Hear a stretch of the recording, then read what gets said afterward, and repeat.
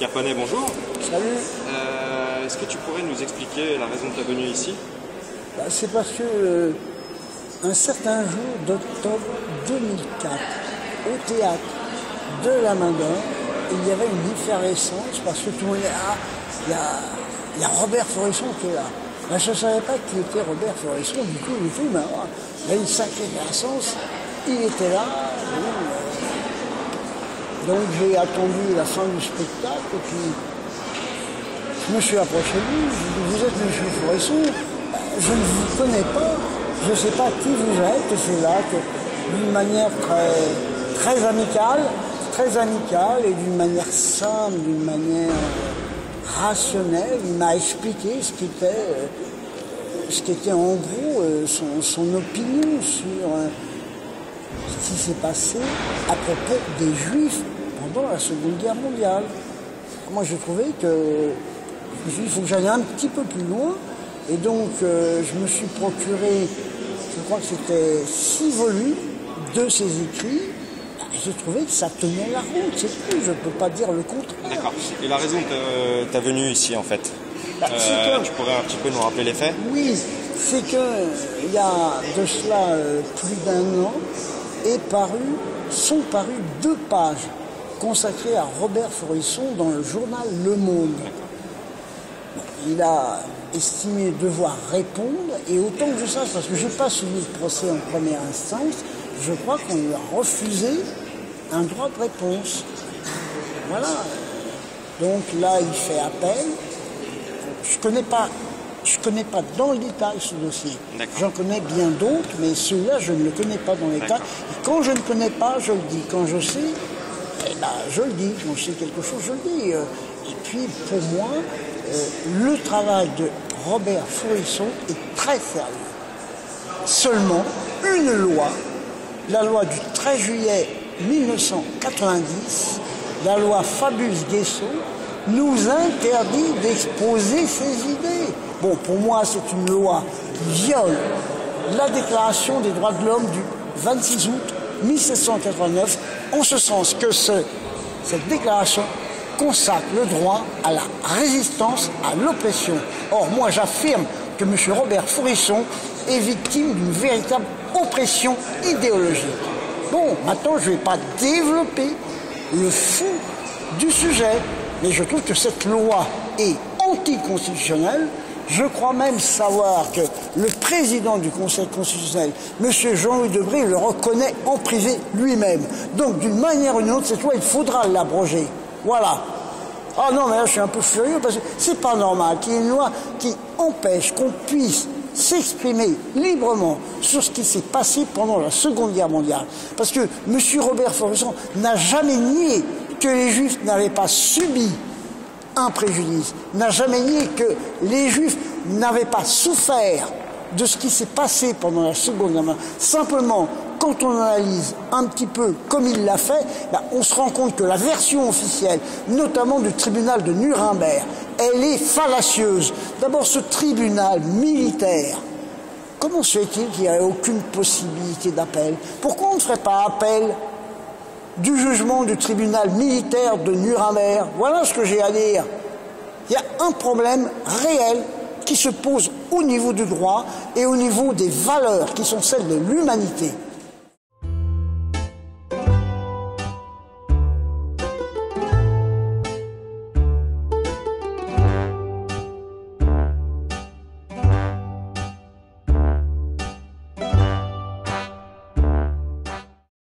Oui, mais c'est interminable, là.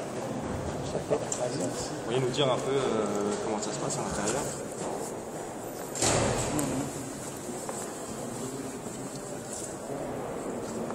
La raison de votre venue ici, en fait, vous êtes en appel, c'est ça? Oui, nous interjetons appel d'un jugement qui a été rendu à propos d'un article paru dans Le Monde le 21 août 2012, un article signé d'Ariane Chemin, un article dans lequel elle me traite de menteur professionnel, de faussaire et de falsificateur. Et elle me dit, vous me poursuivez pour injure publique. Non, il fallait me poursuivre pour diffamation. La différence est la suivante. Si je dis à une personne, vous êtes un escroc, et que je n'ajoute rien, cela s'appelle une injure publique. Si vous dites, vous êtes un escroc, en ce sens que vous avez commis telle escroquerie à tel instant, de telle façon, à ce moment-là, vous pouvez porter plainte en diffamation. Or, comme cette femme à aucun moment ne donne un exemple de ma part, soit de mensonge, soit de faux, soit de falsification, j'en suis réduit à la poursuivre pour injure publique. Ce qu'ils recherchent, ces gens, c'est une échappatoire, évidemment. Et moi, je veux les mettre au pied du mur en leur disant, ça sera tout ce que vous voudrez, mais vous avez besoin de me dire où j'ai menti, où j'ai fabriqué un faux, où j'ai procédé à une falsification. Parce que depuis 60 ans que je suis dans la galère révisionniste, on m'a bien souvent accusé d'être un faussaire, un menteur, mais je n'ai pas encore vu une seule preuve. Très bien. Concernant faussaire, justement, il y avait une histoire, un procès.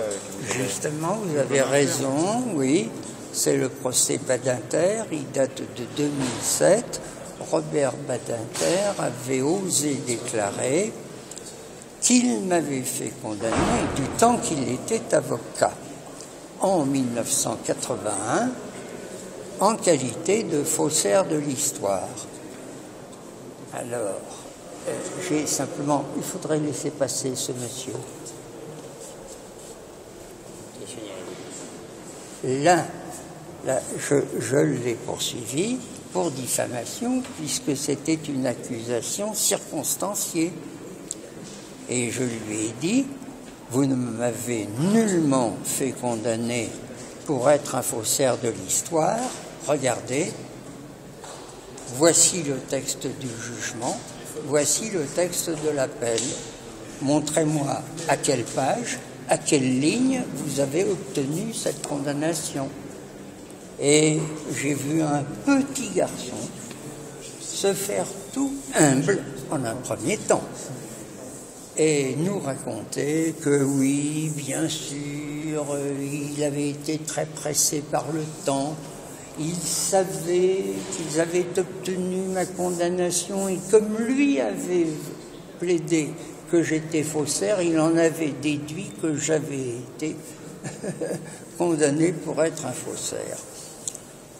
Et il avait de son côté le président, il avait le procureur, et voici la décision qui a été rendue.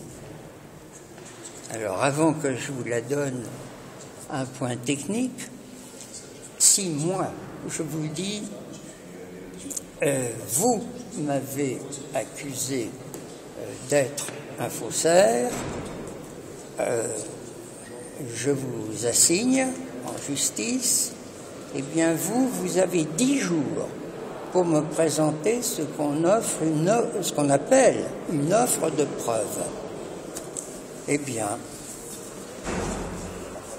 le tribunal a écrit noir sur blanc à la page 13 de son jugement que M. Badinter avait échoué en son offre de preuve. Mais ne soyez pas naïfs. Il faut toujours attendre le mais, M-A-I-S. Et le mais, ça a été mais il a été de bonne foi. Remballez vos bagages et j'ai dû payer 5 000 € à M. Badinter. C'est un peu comparable au responsable mais pas coupable. C'est du même genre.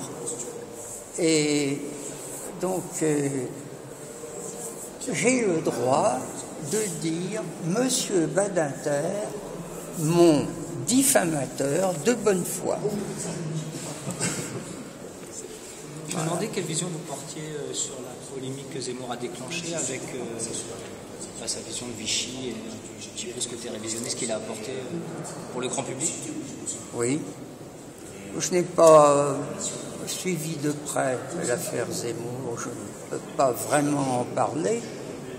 J'ai entendu dire ce que vous me dites là, mais pour moi c'est tellement vieux, c'est tellement connu que le gouvernement de Vichy a été mené par un maréchal de France qui, par les Allemands, était appelé, le savez-vous, le maréchal Nine. Il ne supportait pas les Allemands, il n'aimait pas les Britanniques, il adorait les Américains. Et Vichy n'a pas été ce monstre qu'on nous décrit.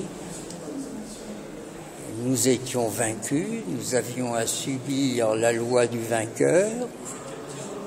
Alors lorsque le vainqueur exigeait ceci et cela, on cherchait par tous les moyens à lui refuser, à se refuser à lui faire plaisir, évidemment. Voilà. Mais même un Klarsfeld a écrit un article disant que les 3/4 des Juifs déportés étaient revenus. Mais il faisait abstraction de ceux qui n'étaient pas revenus en France et qui, par conséquent, vers 45, 46, 47, 48, sont allés aux États-Unis ou en Israël, enfin en Palestine d'abord, en Israël ensuite. Donc le nombre doit être de ceux qui ne sont pas revenus d'environ les 4/5. Je ne cherche pas à minimiser, je cherche à être exact. Vous savez que je suis quelqu'un qui évite autant que possible les mots de vrai et de vérité. Vérité est un mot pour moi vague et prétentieux. Moi, j'aspire tout bêtement à l'exactitude. C'est-à-dire que je vous assure que je ferai tout mon possible pour vous apporter des preuves de ce que je vous dirai. Comment vous voyez votre combat aujourd'hui par rapport à l'époque où vous l'avez commencé ? Eh bien, le combat est beaucoup plus facile aujourd'hui. J'ai vécu un enfer autrefois, avant Internet. C'est Internet qui nous a sauvés.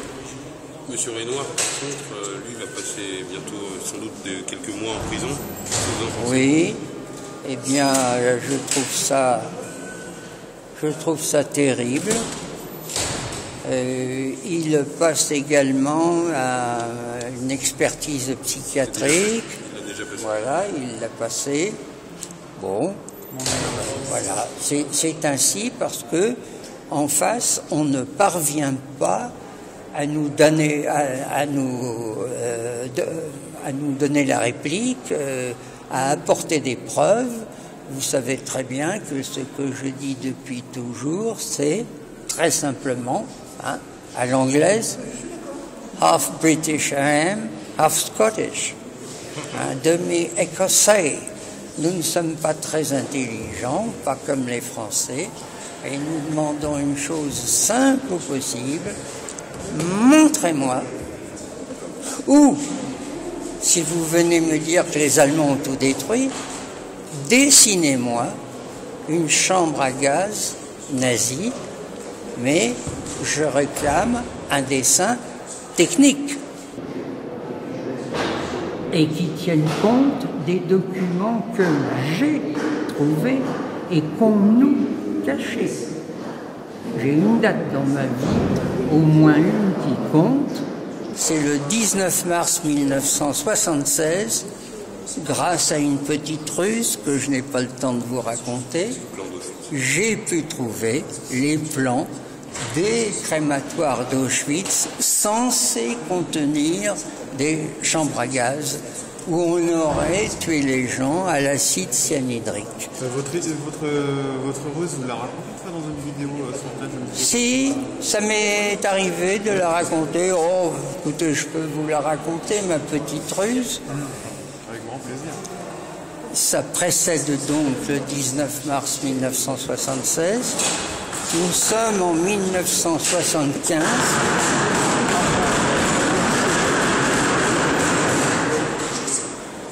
Ah. Je voulais couper. Il l'a fait exprès. Tu vois ça? Face au montage. Hein? Face au montage.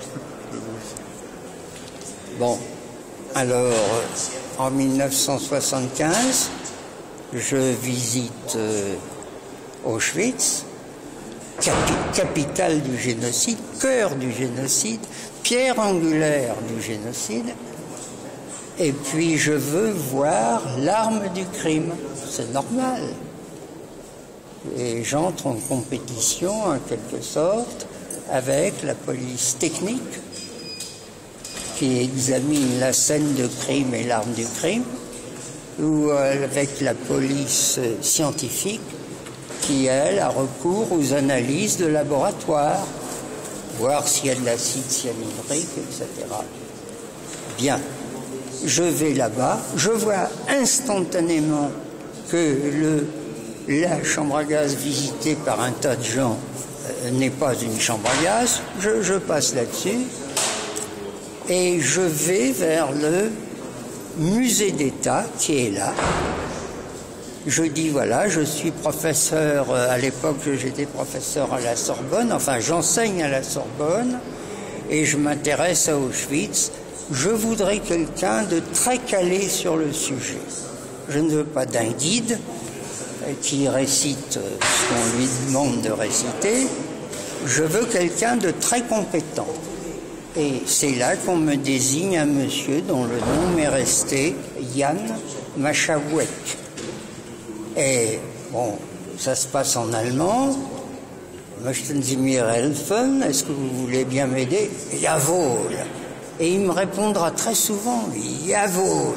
Et tout d'un coup, dans le récit que je vais vous faire, au lieu d'un Jawohl, vous entendrez un Ja dépité. Vous allez voir pourquoi. Alors, je dis à ce monsieur, ich habe ein Problem, j'ai un problème. Kommen Sie mit mir, venez avec moi. Ah, jawohl, jawohl. Je ne le fais pas entrer dans la chambre à gaz. Ici, il y a la prétendue chambre à gaz, et là, la salle des fours. La porte est ouverte et on voit un four. Et je lui pose une seule question qui tient en un seul mot. Echt? Authentique? Jawohl. Kommen Sie mit mir. Venez avec moi. Je passe mon doigt sur la bouche du four. Je lui montre qu'il n'y a pas de suie. Et il me dit, reconstruirt. Arzo, une reconstruction peut être nette. Une reconstruction à l'identique, ça existe. Et c'est là que j'ai l'idée. C'est ma petite... ça fait partie de ma ruse. Je le regarde dans les yeux. Ouais. Pas vous mettre la balle, hein? Ah non, on est désagréable, monsieur. Monsieur Porisson, vous vous mettez là-haut. On vous prendra. Et alors, je lui dis, so, Sie haben Pläne. Donc, vous avez des plans. Et il m'a dit, ja. C'est le ja. Wo sind die Pläne? Où sont les plans? Et il me dit, il faut que vous voyez monsieur Tadeusz Iwaszko, qui est le directeur des archives sur place. Le lendemain, je devais repartir pour la France. Quelques mois après, donc le 19 mars 1976, je vais voir monsieur Tadeusz Iwaszko Je lui ai dit, j'ai vu monsieur Machaouet, je veux voir les plans. Il ne me dit pas un mot, me fait signe de m'asseoir devant une grande table, m'apporte des volumes du procès qui avait été intenté à Rudolf Höss, qui avait été un des 3 commandants successifs d'Auschwitz. Et là, je me dis, ça y est, bien, je suis perdu. Tout était en polonais. Mais il y a un bon Dieu pour les chercheurs. Et à force d'insistance, excusez-moi, pas française, mais écossaise, j'ai fini par trouver de toutes petites photos avec des légendes en allemand. Et j'ai commandé 116 photos, et parmi elles, il y avait les plans des crématoires qui me révélaient que ce qu'on s'était permis d'appeler chambre à gaz était très banalement des dépositoires. En allemand, soit Leichenhalle, halle à cadavres, soit Leichenkeller, cave à cadavres, pour les protéger de la chaleur, n'est-ce pas? Très bien.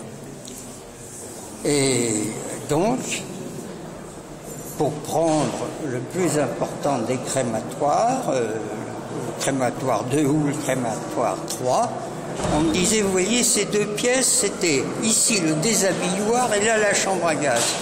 Et déjà, je posais la question, alors attendez, si c'est mobilisé pour ces usages-là, que faisait-on des cadavres tous les jours, des malades allemands et des autres, des victimes du typhus et tout? Tout était embouteillé alors, on ne pouvait plus crématiser. Bon. Et je suis allé voir un spécialiste de fabrication des crématoires dans la région parisienne. Je lui ai montré les plans et tout d'un coup, ce monsieur dit à son second, « Oh, ça, c'est du 7-8 mètres. » Je lui dis, « Excusez-moi, monsieur, je vous ai entendu dire à votre collaborateur, c'est du 7-8 mètres. Que voulez-vous dire ?» Il dit, « Oui, c'est la largeur normale d'un dépositoire.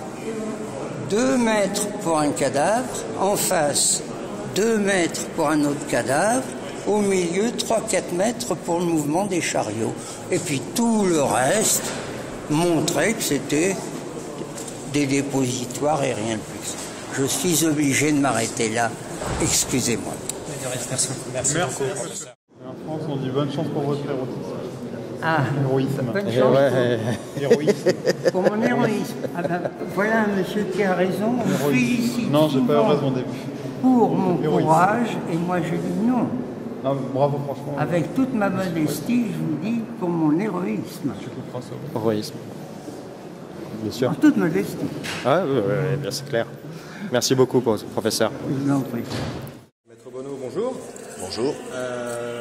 Vous êtes l'avocat du professeur Forisson. Pourriez nous rappeler un peu la raison de votre venue ici? Alors, le professeur Forisson est appelant d'un jugement de la 17e chambre correctionnelle de Paris, du tribunal de grande instance de Paris, qui a relaxé Madame Marianne Chemin et le directeur de la publication du Monde, Monsieur Dreyfus, de la prévention d'injures publiques envers Monsieur Forisson.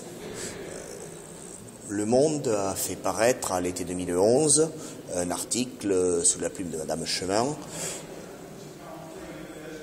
dont l'objet est de s'inscrire dans une série de papiers sur les grands articles du Monde et les jours où le Monde a levé un lièvre.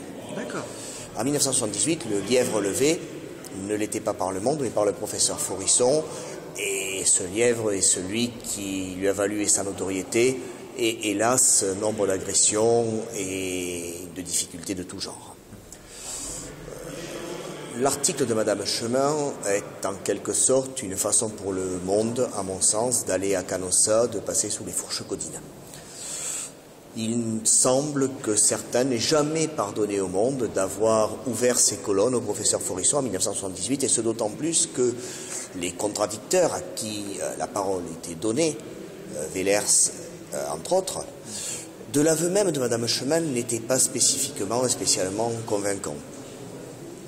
Donc Madame Chemin a rédigé un portrait du professeur Forisson dans la lignée de ce que le professeur lui-même a qualifié d'une expression célinienne, portrait au caca fumant.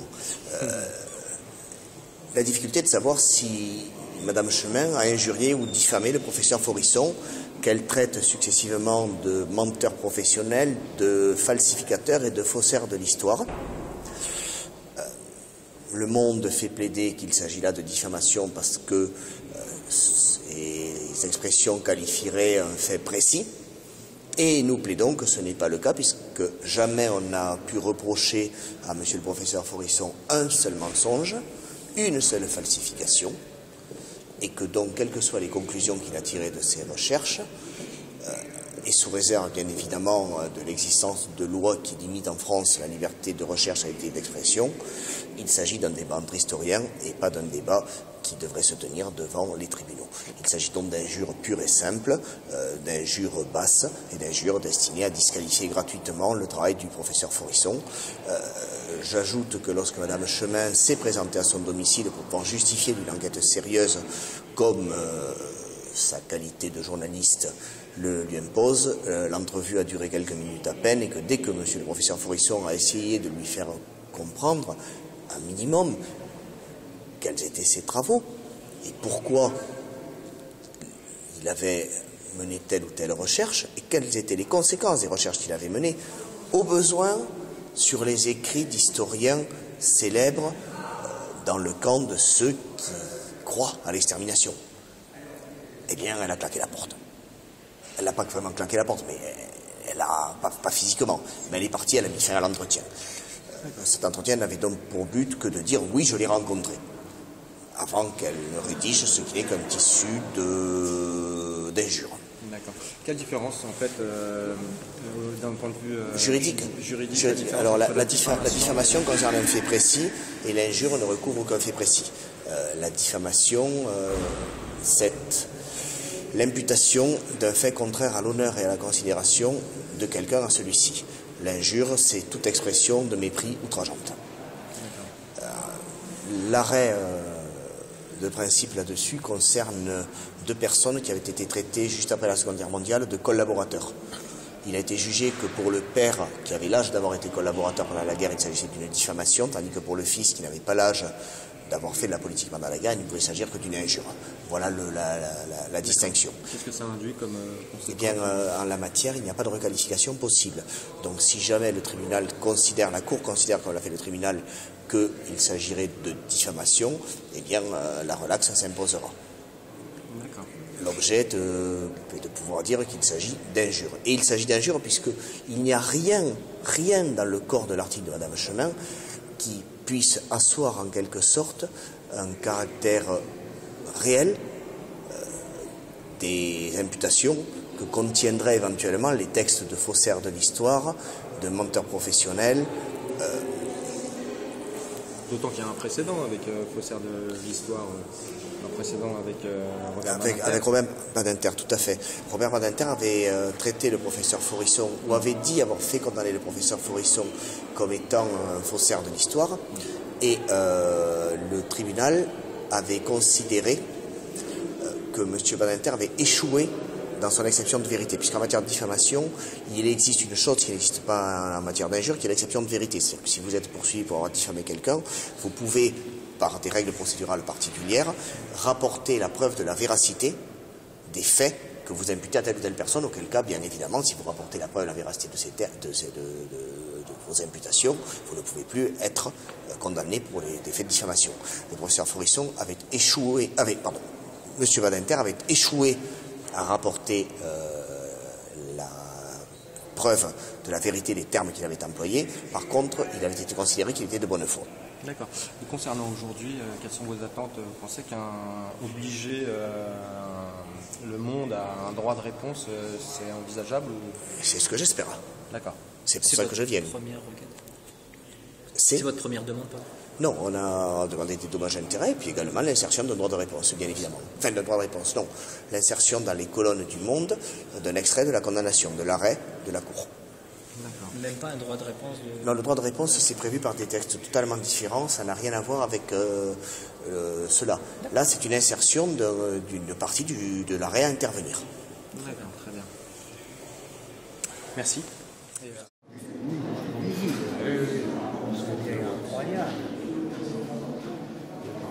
Incroyable. Non, mais manque de courage. Comme Maurice. Ah mais moi à sa place, je ne viendrais pas. Ben, vous n'auriez pas porté plainte. Comment? Vous n'auriez pas porté plainte à sa place. À un moment donné, il faut être cohérent. On porte plainte et on assume et on se déplace. Ou alors on ne porte pas plainte. Non, c'est moi qui porte. Je comprends bien, mais... Je porte plainte surtout contre le journal Le Monde, que je ne manque jamais d'appeler, vous savez. Je dis toujours Le Monde, virgule, journal oblique.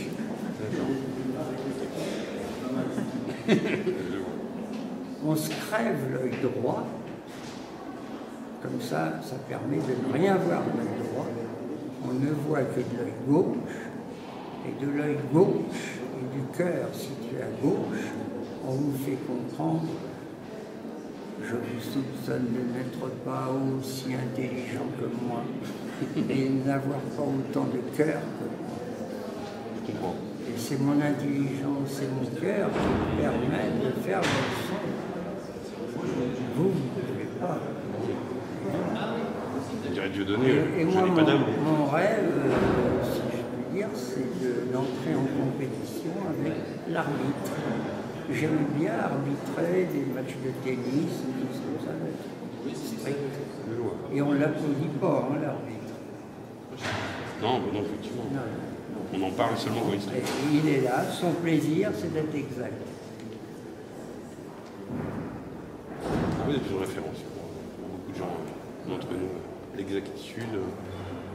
L'exactitude, voilà, la précision, proprement dire, et puis l'ouverture d'esprit au pays de Descartes. Parce que ce qui est curieux, c'est que moi, je suis capable de donner une liste interminable de faux et de falsifications chez mes adversaires. Oui. Interminable.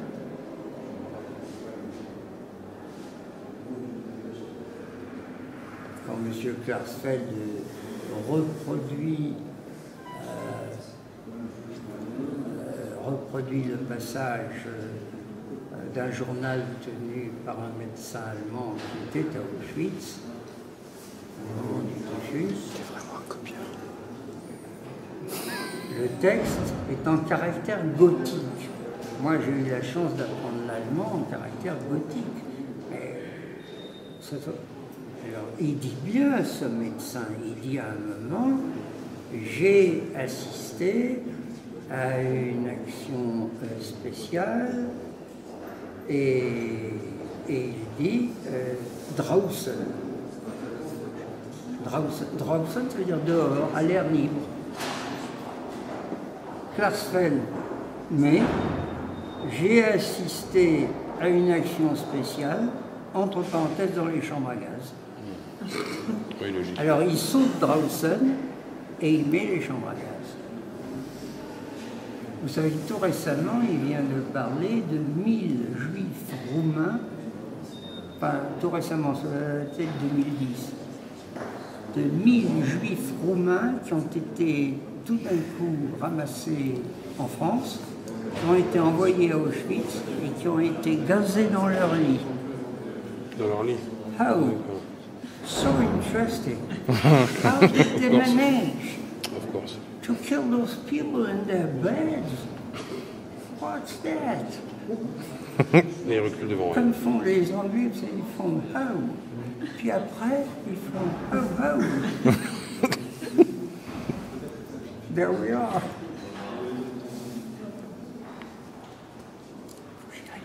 Bon courage, on est avec vous.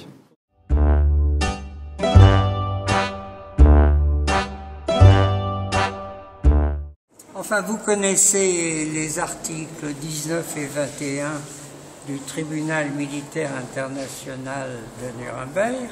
Ah, moi je connais par cœur. C'est ici. Alors, article 19, le tribunal ne sera pas lié par les règles techniques relatives à l'administration des preuves. D'accord. C'est-il pas mignon? Article 21, l'article n'exigera pas que soit rapportée la preuve de fait, FAITS, de notoriété publique, mais les tiendra pour acquis. C'est-il pas joli? On n'a toujours pas évolué, quoi. On n'a toujours pas évolué. Non, mais C'est le principe du chef. Le chef a raison. c'est le chef a raison, oui, oui. C'est le principe a tort.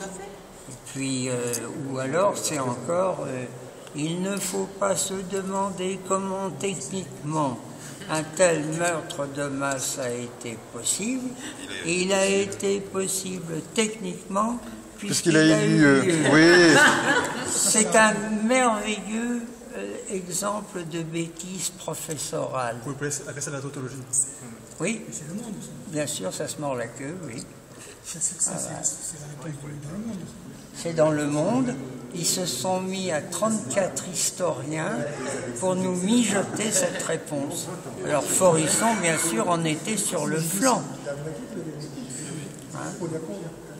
C'est Pandore, c'est le raisonnement de Pandore. Circuler, il n'y a rien à voir. D'accord. Mais alors, ce qui est merveilleux, c'est la pauvre femme, alors. Le germaniste s'est dit ein Sammelsurium von Durcheinander. Ça veut dire une confiture de confiture. Une confiture de bric-à-brac. De bric-à-brac, de Durcheinander. C'est bien pire que ça, c'était de la mauvaise foi, tout ça. Non, la mauvaise foi, d'accord, mais l'absence totale de mind, de raisonnement, elle ne savait pas ce qu'elle disait, cette pauvre femme. Elle est bête comme ses pieds, ce qui sont droits. Oui, c'est de la malhonnêteté. C'était de la malhonnêteté intellectuelle. Elle s'appelle comment, cette dame? Je ne sais pas. Parce que pour moi, c'est un modèle de Ah, d'avoir encore un nom breton. dont on est capable de nous approcher. Oui. Attention, je suis pas antisémite. En tout cas, ils ont J'ai pas le temps. J'ai pas le temps. J'étais pas né. Vous savez que l'article 21 du statut du tribunal militaire international de Nuremberg précisait également que tout rapport écrit par les vainqueurs sur les vaincus, en réalité le vaincu, avait automatiquement valeur de preuve authentique.